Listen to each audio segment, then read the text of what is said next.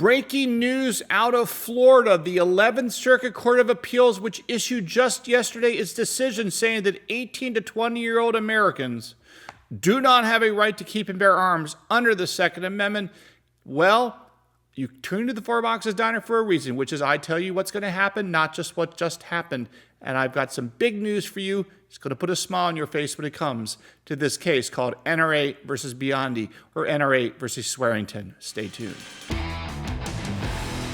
Hey folks, I'm Mark Smith, host of the Four Boxes Diner, proud American gunner, and constitutional attorney, member of the U.S. Supreme Court Bar, and New York Times bestselling author. If you haven't subscribed to the Four Boxes Diner Second Amendment channel, please do so. Show your love for the right to keep and bear arms, and feel free to follow us on Twitter, where I try to get out information beyond what I talk about on this channel. Okay, folks, huge, great news. Remember yesterday that I put out a video and I pointed out that the 11th Circuit Court of Appeals based down there in Atlanta, Georgia, dealing with a case out of Florida that said that 18 to 20-year-olds were not allowed to purchase firearms on the grounds. And of course, that's what the statute in Florida said. Hopefully that gets fixed, but set that issue aside. The 11th Circuit Court of Appeals consisted of a 3-judge panel of a Clinton appointee, a Obama appointee, and a George H.W. Bush appointee, who actually issued the wiretaps, as I recall, on the Carter Page Russiagate stuff as she sat on the FISA court several years ago. That 3-judge panel came out 3-0 that an 18 to 20-year-old in America does not have the right to keep and bear arms under the Second Amendment, and therefore the Florida law that says that 18 to 20-year-olds are not permitted to buy guns, that statute is to be upheld. And I immediately told you that this was a terribly reasoned decision, totally inconsistent with the Supreme Court, totally inconsistent with the great writings of Mark Smith. I'm just kidding. It is inconsistent with the great writings of Mark Smith, but I don't think that's the problem per se. But yes, it's completely inconsistent with the U.S. Supreme Court holdings in NYSERPA versus Bruen and Heller and beyond. It's also inconsistent with the history of the United States involving 18 to 20-year-olds being allowed to have guns, since, as you know, in the Militia Act of 1792, 1 year after the Second Amendment was adopted in 1791, 18 to 20-year-olds were part of the militia and thus were required to go out and get their own privately owned firearms and ammunition so they could report to, among other things, militia duty. But again, how could they acquire those firearms and those weaponry if they didn't have the right to do so in the first place? Okay, with all that said, there's a very long decision. I put a link to it down below when I talked about it. This case, it was very bad, saying that no Second Amendment right, it hurt our Second Amendment rights, but I also told you that I did not think this decision was going to stand. I thought it was going to get tossed out. Something bad was going to happen to it, which is good for us, and it was only a matter of time. That was my view as I articulated. Well, guess what? It did not take long, because something has just happened that's hugely important and in our favor. Now, I want to step back for 1 second, give you a procedural discussion here, which is that under Federal Rule of Appellate Procedure 35, it discusses when a court of appeals can hear a case en banc. Just to remind you, all this works. The first level of federal courts is a district court. The NRA, in this case of NRA versus Biondi or NRA versus Swearington, brought this lawsuit in the federal district court in Florida. They lost at that level. It was appealed to the 11th Circuit Court of Appeals based in Georgia that also covers Florida. A 3-judge panel, it's usually 3 judges on the panel at the first instance. The 3-judge panel I just described ruled against us on the Second Amendment. Then there is various options that can take place when you get to this point. One of the options is potential. It's not used a lot, but it is used, is something called en banc review, which means that, as you know, in the 11th Circuit Court of Appeals, there's something like 15 judges or so on the entire 11th Circuit, not just the 3. So the 3-judge panel is, randomly picked.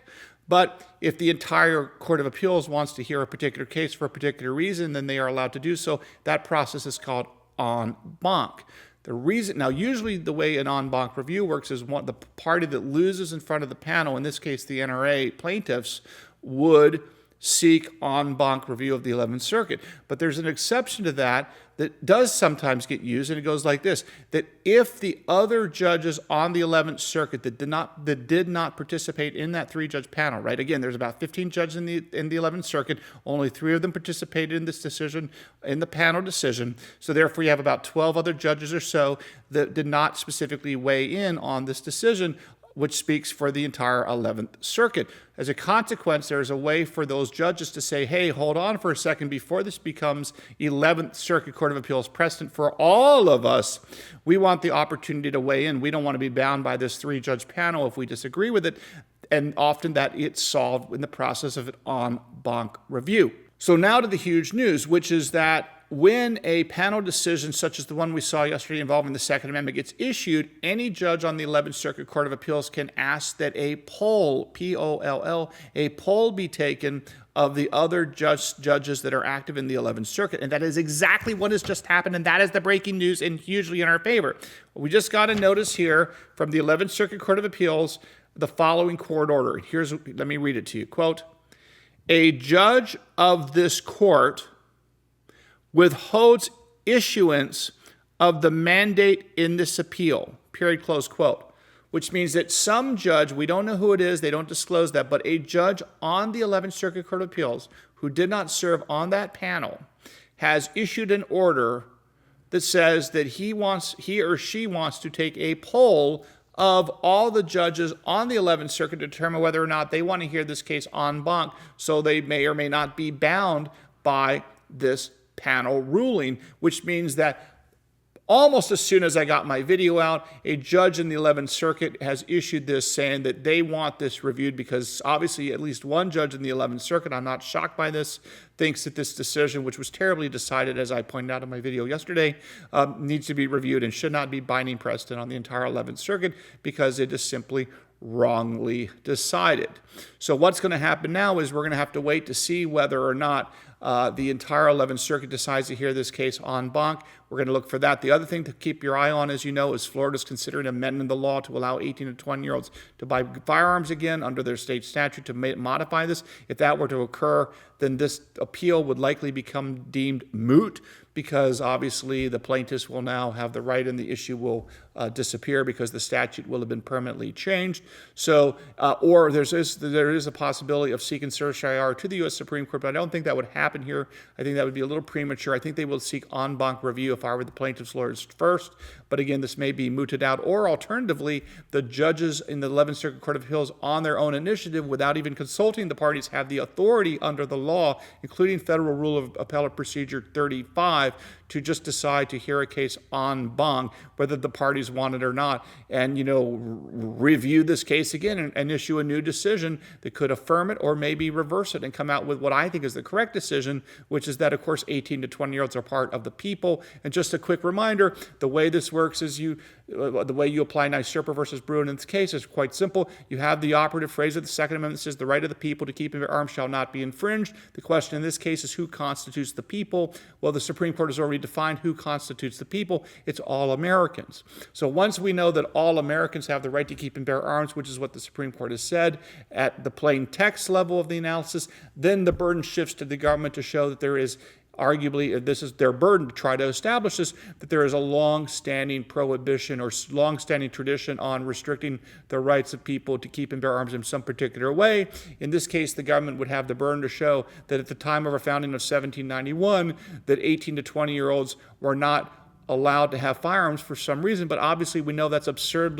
It's clearly not true for a whole host of reasons, one of which is, of course, the Militia Act of 1792 says that 18 to 20-year-olds had a duty to go out and get their own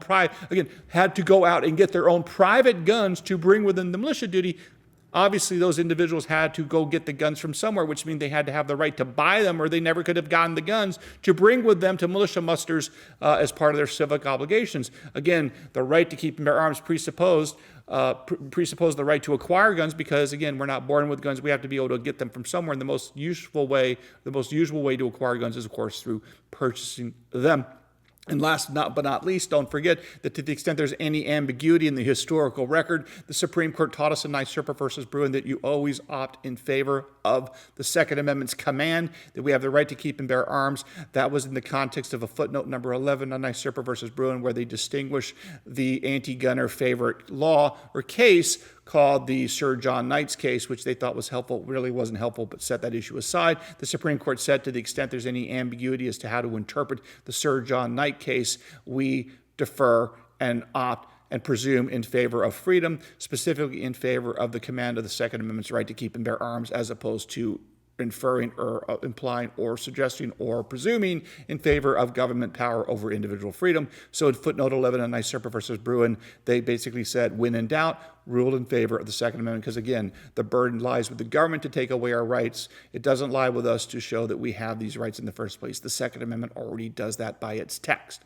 Okay, folks, hope you learned a little bit something here today. Keep your eye on this 11th Circuit Court of Appeals. I can't imagine this panel decision against the Second Amendment is going to stand. I just don't see it. It's just so terribly reasoned, and I don't think it's going to be the law of the land for very long. But we'll keep you in tune and bring you any new developments. And again, if you haven't subscribed to the Four Boxes Diner, please do so. We'll see you again soon here at the Four Boxes Diner. Orders up. Table 2A.